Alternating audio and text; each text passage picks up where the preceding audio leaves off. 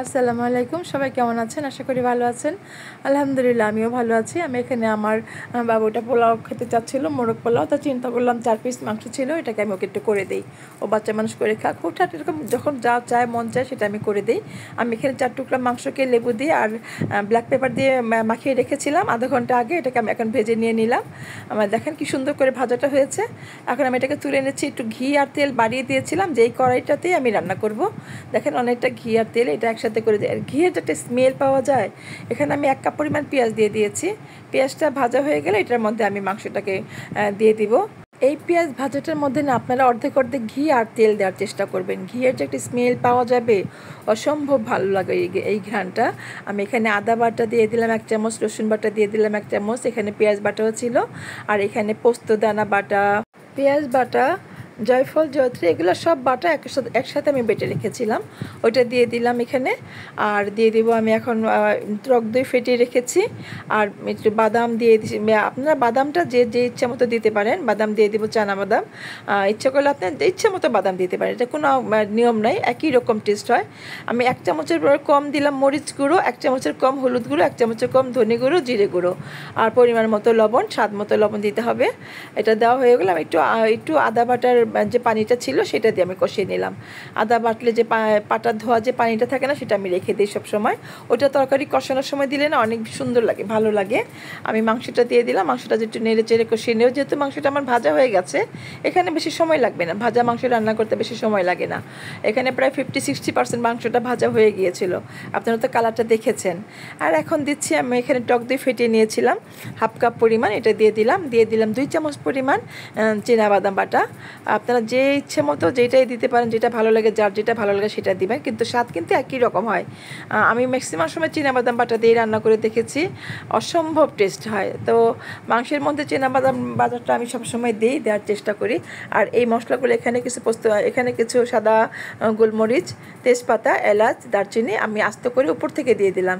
এইটার কিন্তু একটা কাঁচা কাঁচা ঘ্রাণ আসবে। হ্যাঁ, ভেজে নিলে একরকম হয়, আমি মনে করি ভেজে নেওয়ার চেয়ে উপরে দিয়ে দেওয়াটা বেশি ভালো। এটা স্মেলটা বেশি সুন্দর হয়। আপনারা বাসায় ট্রাই করে দেখবেন। আপনারা যারা আমার চ্যানেলটিকে দেখছেন, প্লিজ আমাকে সাবস্ক্রাইব করে দিবেন, আমার পাশে থাকা বেল আইকনটি প্রেস করে দিবেন, যাতে যখনই আমি নতুন কোনো ভিডিও আপলোড করব সেটার নোটিফিকেশান আপনার কাছে পৌঁছে যাবে। আর আমি যে রান্নাটা করব সেটা আপনি সবার আগে দেখতে পারবেন। তো আমার এখানে পেঁয়াজটা আমি ঘিয়ের মধ্যে ভেজে নিলাম, হয়ে গেল। আমি চালটাও ভেজে নিয়েছি প্রায় 10 মিনিটের মতো। এখন কেটলিতে আলাদা করে পানি গরম করে রেখেছিলাম। আমি যতটুকু চাল নিয়েছি 250 গ্রাম, পানিটা ঠিক তার ডাবল, 1/2 কেজির মতো 500 গ্রামের মতো পানি দিয়েছি। এতে করে আমার চালটা খুব ঝরঝরে হবে, মানে লেগে যাওয়ার কোনো ভয় নাই। আপনারা দেখতেছেন আমি কিন্তু কাটিনি। দেখেন কত সুন্দর হয়ে গেছে। ঢেকে দিয়ে আমি ক্যামেরা অন করেছিলাম, দেখেন সুন্দর হয়ে গেছে।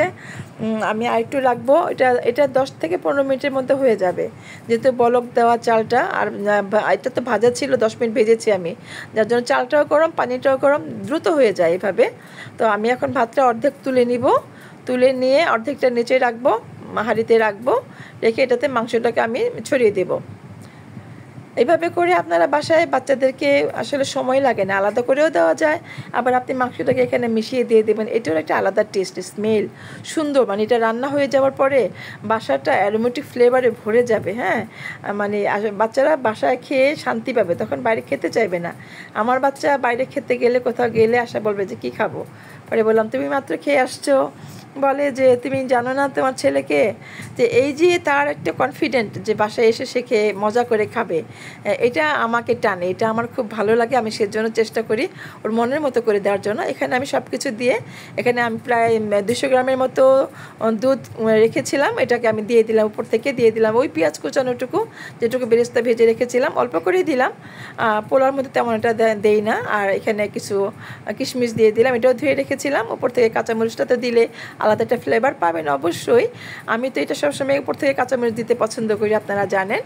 আর একটু দিয়ে দিব ক্যারট জল। ক্যারট জলটা দিলেই যে চাইনিজের বা রেস্টুরেন্টের যে ঘ্রাণ, বিয়েবাড়ির যে স্মেল, এই সেটা শুধুমাত্র এই গোলাপ জলের মধ্যে আর হচ্ছে ক্যারট জলের মধ্যে। আর বাসায় রান্না কিন্তু সব ঠিকঠাক। আমি একটু তুলে দেখলাম, এটা আমি প্রায় 20 মিনিট পরে তুললাম, তুলে দেখলাম এটা লেগে গেছে কিনা, কিন্তু লাগেনি, সুন্দর হয়েছে। কিন্তু একটা গোপন কথা বলি, সেটা হচ্ছে প্লিজ যারা শুনেছেন মন দিয়ে, যারা যারা স্কিপ করেননি তারা বলতে পারবেন। আমি এখানে একটু টেস্টিং সল্ট দিয়ে দিয়েছিলাম। এটাই মানে রেস্টুরেন্টে কিন্তু ডেফিনেটলি এটা ব্যবহার করে, আপনারা হয়তো অনেকেই জানবেন। আমিও সেটা দিলাম। এটা অনেক অনেক অনেক টেস্ট করে, অনেক। আপনি বাসায় খেয়ে মন ভরে যাবে, আর কোনো আক্ষেপ থাকবে না, আপনার কষ্টও থাকবে না। ফাইনালি আমার এটা রান্নাটা হয়ে গেছে। আমি 10 মিনিট দমে থেকে নিয়ে এখানে আমি সার্ভিং বলে ঢেলে নিচ্ছি। দেখেন আমার এটা কত সুন্দর হয়েছে, কত সুন্দর এটা হয়েছে। এটা আসলে মোরগ পোলাও বা বিরিয়ানির মতো একটা কালার হয়ে গেছে, কিন্তু ভালো স্মেলটা মন ভরে গেছে আমার। আপনারা এইভাবে করে খাবেন, বাসায় বাচ্চা থাকলে করে খাবেন, দিবেন, নিজেরাও করে খাবেন। এতে করে মানে নিজের প্রতি কনফিডেন্সটা বেড়ে যাবে যে বাসায় খাওয়ার মজাই আলাদা। যাই হোক, আমি এটা করে নিলাম। কেমন লাগছে আপনারা দেখবেন, আপনারা এভাবে রান্না করে খেয়ে আমাকে ছোট্ট করে একটু কমেন্টস করে বলে দিবেন কেমন হয়েছে। আপনারা কিছু বললে, কিছু লিখলে আমি ইন্সপায়ার হই, ভালো লাগে। আপনারা এতক্ষণ যারা আমার ভিডিওটি দেখলেন, আমার সাথে সময় দিয়েছেন, আমার সাথে ছিলেন, সবাইকে আমি অনেক অনেক ধন্যবাদ জানাচ্ছি। সবাই ভালো থাকবেন। আল্লাহ হাফেজ।